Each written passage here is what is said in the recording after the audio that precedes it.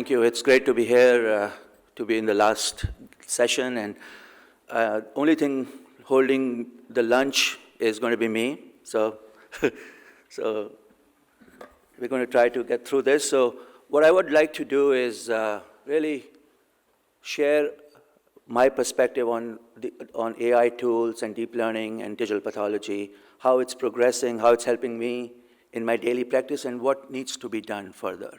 So I want to thank the committee for inviting me here. I'm blown away by the presentations. I only joined halfway through the conference, but whatever I've seen so far has stimulated a lot of thoughts in my mind about how these tools will help me in my practice. So I come from Columbus. How many of you have actually been to Columbus, Ohio? A few of you, yes. Metin is here, and Joel. So I'm going to show you our workflow and how we've implemented digital pathology. So any idea what the image on the right side is? So we went to this famous place last night for dinner. It was amazing. So I thought I'll share some landmarks of Columbus with you. So this is the Buckeye Castle. This is the Ohio State football stadium. So it's going to be buzzing with activity in the fall. This is a typical Saturday game at the Buckeye. So what I'd like to talk to you about is Pathologist Perspective, provide an understanding of how we've implemented digital pathology at OSU, and show you some of the tools that are actually helping pathologists, and where we would like to go. So we've talked a lot about H&E slide, and it still is the gold standard for pathologists. A good H&E slide is equivalent to a good history and physical for an internist. So it's my go-to tool, and it's going to stay my go-to tool. But when you convert this into digital information, there is a lot more we can extract from this, as we've seen in the multiple presentations. So, and more importantly, as a pathologist, so I'm a GU pathologist. I look at prostate biopsies. I look at kidney, bladder, testicular tumors. Back when I was a resident, the types of entity, the number of entities, and what we knew about this clinically has evolved significantly. So I spend a lot of my time just managing the information within my specialty. So I need tools that you guys are building. I need tools that's going to help me make my job more efficient, provide the answers, and aggregate the information. So as I look at my reports, we are getting a lot of the reports that actually goes into the electronic medical record is coming from pathology data. It's coming from pathology reports. So these are features which we are collecting, we are assimilating, we are putting them in our reports. Just by a show of hands, how many pathologists in the room? Okay, and how many of you are using only digital slides, no glass slides? So a handful, more in Europe.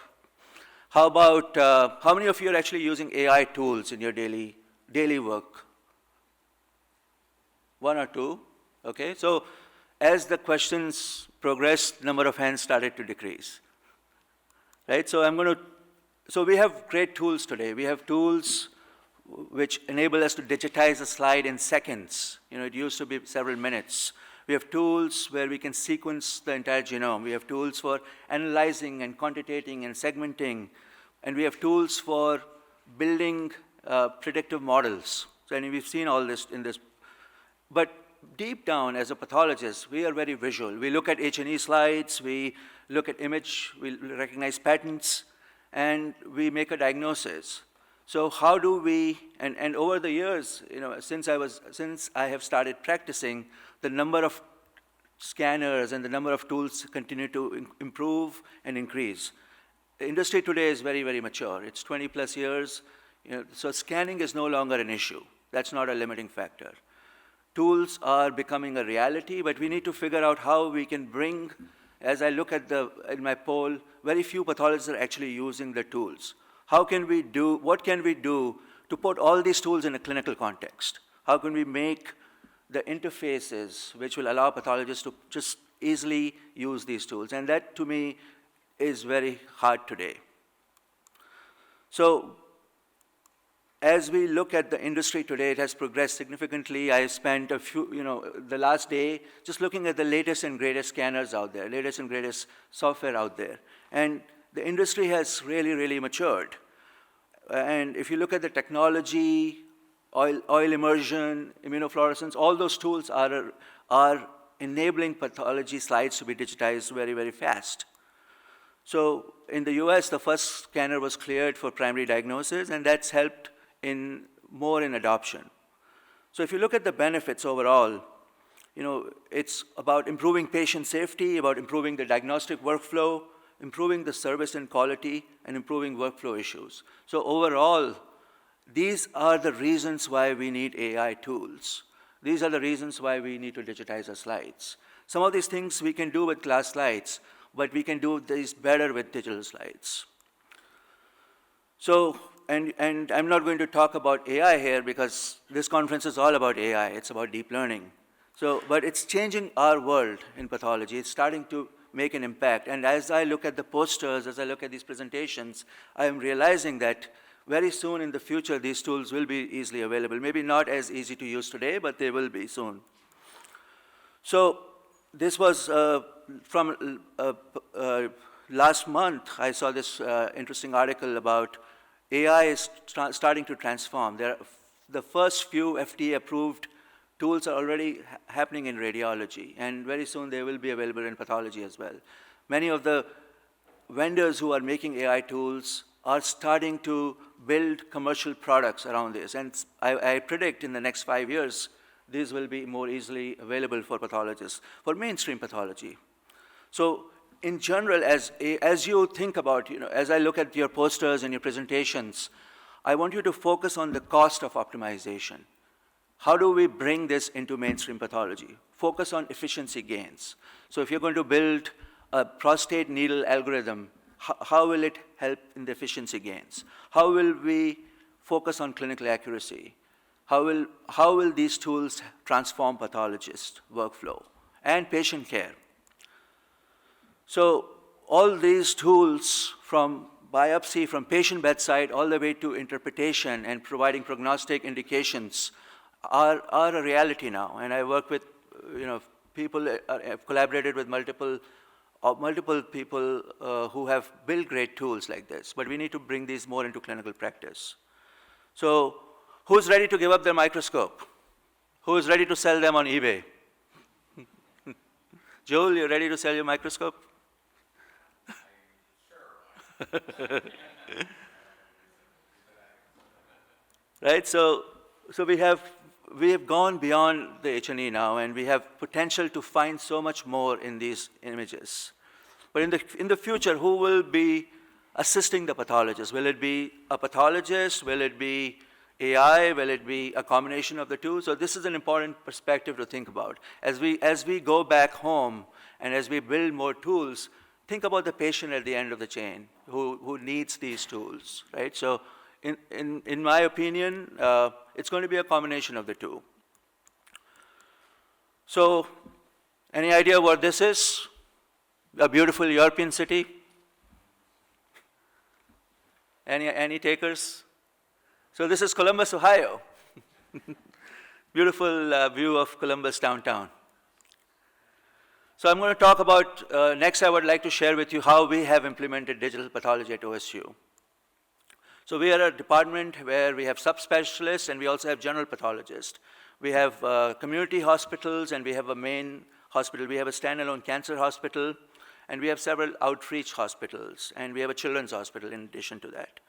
About 90,000 cases a year, about 600,000 slides a year, approximately 3,000 slides on a given day. Every morning I go to work, I ask the histotechnologist, how many blocks today, and they tell me it's a good day or a bad day. But in average, it's about 3,000 slides, including special stains. We do a lot of immunohistochemistry, and so in general, this is our roadmap. We started with cameras on microscopes, we started getting into telepathology, we provided remote services at ancillary community hospitals for frozen sections and FNA, so we implemented this. We're using whole slide images for education. We now have integration with our lab information system. and we've moved into primary diagnosis. But at the end of the day, we really would like to build an interface where when I'm looking as a pathologist, looking at the images, I can do an action on these images. I can press a button and it can quantitate the number of positive nuclei. So I know that you can do it. We need to connect the clinical context with the research side. So these are the reasons why we were implementing digital pathology, increasing our productivity, improving quality of better medicine, increased revenues, cost savings, and becoming an innovation leader. So digitizing a slide and sharing the information can achieve some of these things. But then if we can apply algorithms on top of it, we can achieve much more. So the reason why we wanted to create a high throughput whole slide pipeline was to create an integrated high throughput scanning facility where we could routinely digitize slides for our primary diagnosis. We wanted to create a large specimen library with annotations. We wanted to utilize a robust subspecialty model so we can leverage this for providing patient care across, not just within our region, but outside. We also wanted to focus on growing outreach. And we knew that primary diagnosis was coming on the horizon, and we wanted to leverage this. So we wanted to prepare for it. We wanted to get our pathologists excited about it.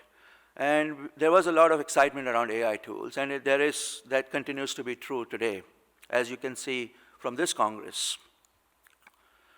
So as we think about making your lab slideless, and we have to think about, in order to apply AI, the entire lab doesn't have to be digitized, but there are aspects of your workflow which need to have digital slides. So a pathologist will ask me, if I use digital slides instead of glass slides, how will it impact your workflow? And that's a challenging question because it depends on what you use the slides for, right? So in general, some of the adoption barriers in the US were validating these systems, the regulatory approvals, the cost, the workflow. The workflow requires a lot of tweaking. And then you have to realize not all scanners can do everything. All the scanning vendors who are making scanners, they are building scanners to address some of these limitations. And then it's the cost and adoption by pathologists. So as I poll this audience, only half of them are actually using digital slides, more so in Europe. So what are some of the issues? So in spite of all these great tools out there, mainstream pathologists continue to be hesitant to use digital slides. They do not completely trust digital pathology systems, and they're afraid to give up their microscopes. Every time I have a pathologist in my institute who is going digital, and I ask them, do you want to, now you're digital, you don't need microscope. We don't need to buy you a microscope anymore. And their answer is, no, I still want to hold on to it. So we need to figure out how we can improve the adoption. And I believe it's going to be a combination of all the things I talked about, where you provide tools which are easy to use for the pathologist. Taking all your deep learning and AI tools and bringing it into mainstream pathology will help with it. So this is an adoption curve, and when we started about 3.5 years ago, we were less than 2% adoption. So today we are about 30 to 40% adoption, and out of 33 anatomical pathologists, 12 are now digital. All 33 pathologists are using digital slides for multiple applications. So we've seen an uprise in adoption, but we still have a long way to go. And that's true of many institutes that I've talked to. But faculty in general, pathologists, some of the things they're worried about. It's new technology. The RVUs are not clearly defined. This will slow me down. Even if I have to use AI tool, it's not readily available in my workstation. I'll never get to go home. You're going to just keep sending me cases. It's going to take away my job. Dr. Rajput will make a tool which will be a robo-pathologist, and OSU pathologists will be replaced. So I don't know. These are actual concerns from pathologists. Metin and I, we did a survey with Emily, who's an HCI expert. We asked the pathologists these questions, and these were some of the comments from pathologists. So I'm here today because I believe in these technologies, I believe in these tools, and I believe my workflow has altered significantly. So I tell them it's innovative, it's exciting, you don't have to deal with lost or broken slides, you can show a case without leaving your office. I looked at cases from my hotel room here, so it has changed my workflow. It has changed the way I share images. Multiple people can look at the same image. If you're interested in cases of Wilms tumors, multiple people can be doing a project in the same area. And then algorithms will help you do your job better. I mean, this is what I promised them 4 years ago.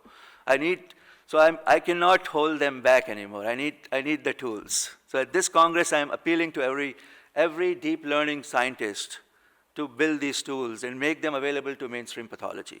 That's my challenge. So next year, in the 16th Congress, we need a pathologist to stand here and tell you these tools are easy to use.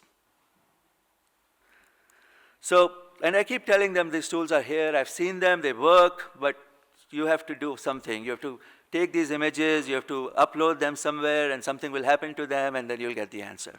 But they want to see it. They want to see it in front of them. So these are realities, right? So if you're introducing this workflow, you're going to have new costs. You're going to buy scanners, servers, storage. You have to change your technology. You have to integrate these. You have to change your workplace. So we started by integrating our scanning systems with our LIS system. So we created a messaging system, an interface where as soon as the cases were accessioned in the LIS, they were available in the scanning system. They were available for pathologists to review. So this is an example of an HL7 interface that allows this to happen in real time. As we go live with more and more workflows, we're continuing to see more and more adoption. We're continuing to see more opportunities to collaborate with researchers. I've worked with Metin, I've worked with several other scientists on some of these tools. Within the last 2 years, we have some graduate students who are now interested in working with pathologists and building tools for pathologists. We've had several research grant submissions in the last 2 years. So things have started to happen, but not fast enough. They need to happen more rapidly. So we've gone live with primary diagnosis, we've gone live with telepathology, digital consults. All these are things which I didn't even realize will happen as we go digital. We have started to see less FTE involvement in pulling slides from the archive. We're moving images instead of glass slides more and more as more pathologists are using digital slides. So this is our cancer center where the scanners are located, and this is about 5 minutes walk from our histology lab. So it's not an ideal situation. Ideally, the histology lab is where the scanners need to be. So we're working on that. We're building a new central lab where as tissue will go in and images will come out. This is our network of scanners. All pathologists have either 2 or 3 monitors. We store every image in duplicate. We've scanned over 1 million slides to date. So this is where we started. This is our scanning center on the 18th floor of the cancer hospital. Arguably the best view of downtown. Metin, you would agree. Best place to see fireworks on the 4th of July. And so this is when we started implementing and bringing the scanners there. So this is the space. So it's a beautiful space, but it's not ideal because it's not in the histology lab. This is a work area. So this is when we went live. So we still have to move glass slides between the histology lab and the scanning center. So this is how the slides, so we started going back into the archive, we started scanning slides, only cancer slides retrospectively. And it was a lot of work to bring all the slides from the archive. They were dusty, they were broken, they had to be barcoded, they had to be cleaned. But the good news is everything is online now, and we don't have to pull slides in many cases and compare the recent biopsies from the previous biopsies. So every single old slides had to be barcoded because we didn't have barcoding when we were making slides. So barcoding was a prerequisite. So this is one of our imaging technologists who is excitedly looking at these images. They're looking at collagen and triple stains. And this is where they keep track of all the cases, how many slides have been scanned on a daily basis. And this is me signing out my first biopsy. It was a benign prostate needle biopsy. I must have looked at it for 3-4 times before I hit the button. So we crossed our 1 million slides in February, and about 90,000 cases now. So overall, this has already transformed the way I practice pathology. I have my workflow, the turnaround time has improved significantly. And we are collecting all this data. We are looking at, so it's interesting. If you look at this, you will see when we first started scanning slides, we were doing retrospective slide scanning. But now most of the slides are prospective slide scanning. And as the pathologist adoption increases, more and more primary diagnosis and prospective slides are being scanned. So overall, the direct interface to LIS has helped us. Sharing cases has become much easier with consultants, clinicians, conferences, flagging cases, comparing old cases with new slides has become has improved. It'll get even better when we move to a central histology lab. So things that are still an issue, and I was speaking to some of the scanning vendors and they told me this has already been solved. You don't have to worry about this. But things which are an issue is polarization of looking for needle, looking for crystals. As we train the residents, if they are trained at our institute, they're using a lot of digital slides, but they go to private practice where it's mainstream pathologists have not adopted, that's an issue for them. Because when you first start looking at a digital slide and you're signing out, you have to calibrate, you have to look at features which you looked at glass slide and learn them again. And it's interesting, if you look at senior pathologists, they find it very easy to transform to digital pathology. For them, the more experienced you are in recognizing the features, it comes naturally to them. So it's actually harder to train fellows who are new in pathology, but they're good with technology. So ideally, it should be a combination of someone like me and a fellow who is good with technology. And then there are other things like oil for the hempath guys. So what else can we do now? How can we transform traditional pathology with all the tools that we've seen in this conference and in multiple places that have built these tools?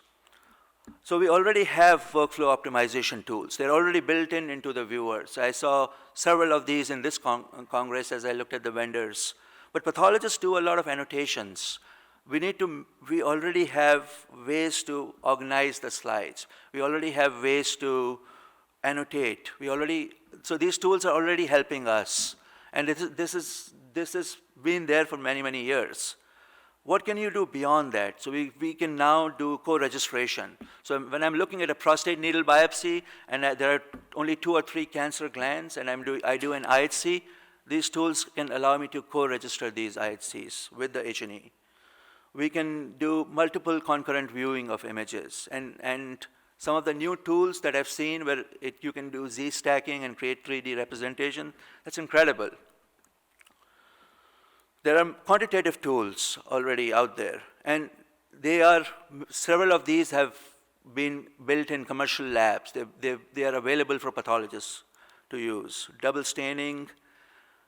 So this is already there, and more information in these H&E slides, and the special stains is more easily quantifiable. This is an example of CD31 labeled vessels. Using a commercially available software, we can quantitate these more easily. But then, more importantly, how can we take the tools that Metin built? I worked with Metin to build a bladder cancer tool for helping pathologists recognize cancer in difficult gray areas like dysplasia, reactive. So how do we bring these tools to mainstream pathology? So that's really what we need to focus on. Because we know the slides can be scanned easily. We know their image quality is really good. What else needs to be done? So as we think about this, so this is carcinoma in situ. I don't need to ask, I can ask a resident and they'll tell me this is carcinoma in situ. But then when you have areas like this, which is dysplastic, 3 out of 5 pathologists will have a different answer. So there's a lot of subjectivity in these gray areas, not just bladder, but breast, prostate, other areas of pathology. So any GU pathologists in the room? Yes, what do you think? Cancer, benign, reactive, dysplasia? Reactive? Do we need AI for this? You need AI tools for this? Okay, all right. Anybody else agree or disagree? What do you think? Any other GU pathologist? Or non-GU pathologist? It doesn't have to be GU pathologist. So you're right, this is reactive, exactly. But if I showed it to pathologists, like you said, there will be disagreements, right? And so with AI, with deep learning tools, with quantitative tools, we can make this more and more objective. We heard about all the tools that in the last session which focused on breast cancer. So it's no longer just black or white. You can actually quantitate it. You can assign it a grade. You can see how much of this is tubule formation, how much nuclear atypia is here, how many mitotic figures are there. Maybe the computer can do a better job than pathologists in distinguishing between apoptosis and mitotic activity. Maybe not. But the point is, the tools are here and they are ready to be used. But they need to be better integrated. So I've put together a list of things which are good in the workflow. So I want to leave you with these thoughts. And this is my opinion. It's not the opinion of any vendors. This is how I see it has transformed my work. So the image quality is excellent. We have an ability to do annotation, some automatically now. We can measure things easily. We can access these images easily. We can share images easily. Review cases, co-registration, collaboration. So many of these tools are impacting my practice every day. The bad is still the ergonomics are not great. Integration with LIS needs more work. Annotations, when you do the annotations, not easily transferable to the pathology report. Even if you do the measurements, not really easy to move this information into the pathology report. Accountability and audit of images is not as easy. Because when you have assets, when you have physical glass slides, each slide has a unique slide number. But from that, multiple images can be derived. Some of these may be DICOM, some of them may not be DICOM. But what's ugly about digital workflow? What's really we need to address these is there are, in spite of attempts to standardize this, there are many image formats. If you talk to the big 3 imaging vendors, they have their own image formats. Some of these are closed systems, so not easy to pull all these images from the database. AI tools need to be well integrated. They need to be available to the common pathologist. I shouldn't have access to Metin or to Context Vision or to, Warwick University to use these tools. I should be able to, the tools should be intuitive, innovative, and they should be so good that I stand in line to buy them with my own check. Just like kids stand in line to buy the next Apple phone. My son gets the most recent Apple phone and he gives me his old phone. And I have to pay for both. Image workflow and storage needs to be standardized, not really, and there are issues with compression. So if I present compressed images from the best scanners and I show it to pathologists, they cannot easily distinguish these images. And even if I put different monitors and ask them to make the same diagnosis, it doesn't seem to make a huge impact. So I'd like to conclude by just saying that I am amazed, I'm blown away I'm humbled by being here and looking at all the great science and technology, but I believe we still have a long way to go for these tools to come into mainstream pathology. So in the end, I think as you look at who will drive the cockpit, it's not going to be a pathologist, it's not going to be the computer, it's going to be a combination of the two. So as a pathologist, I understand the value of AI, and I'm going to keep using these tools, and I'm going to keep working with vendors and scientists to bring them to my workplace. So all these tools and technologies will help me become a better diagnostician. So this is going to be my office in the next, I don't know, whenever I put a challenge for you, it'll be 2020, right? It's going to happen, right, Nasir?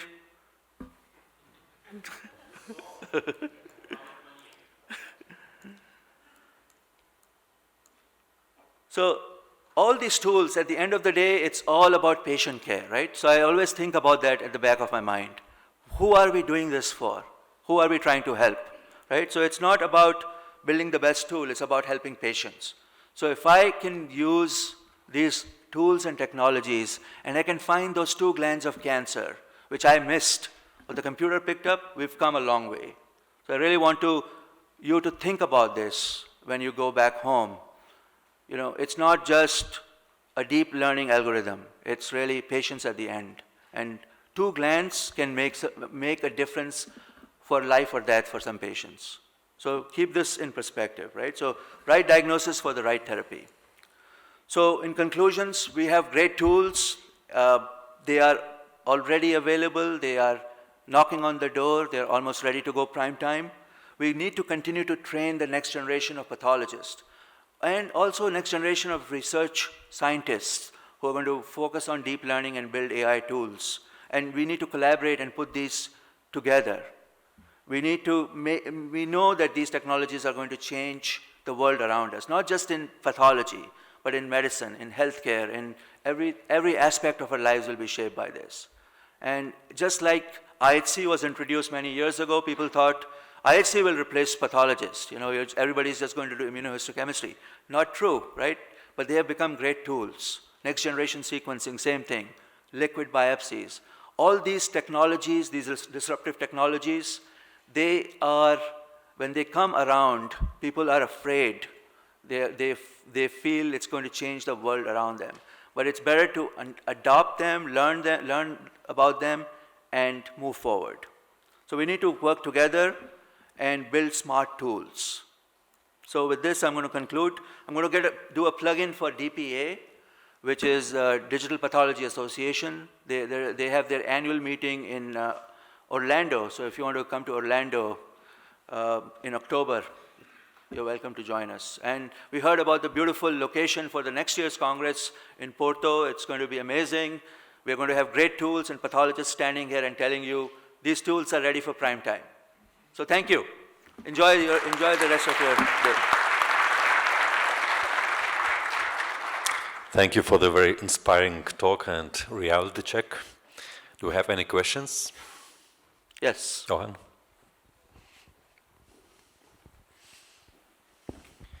Thanks for an excellent presentation. So you said in your talk that we will soon have more and more slideless labs. But then do you also envision that given that we have multitude of AIs analyzing the images, that we will also have in the future like imageless pathology labs? Because if the AI does all the processing, we don't need to see the images anymore. And actually that is what is currently in many biomedical tests like flow cytometry and gene sequencing. The image is just an intermediate. Right. So excellent question. So I believe that's going to happen eventually, and some of these tests will become like molecular tests where you do variant calling. So there will be tests that you will, as I interact with a prostate needle biopsy on my monitor and I see it's a challenging case, I might circle an area and press a button and it'll go to the cloud and get processed and come back with an answer within seconds. Or in another scenario, based on the patient's PSA value, based on patient's clinical characteristics, those cases will automatically be triaged and sent for a pre-processing. And the most suspicious cancer areas will be highlighted and presented to the pathologist. But I believe you're going to get pathologists very excited if you tell them they are going to be part of the food chain.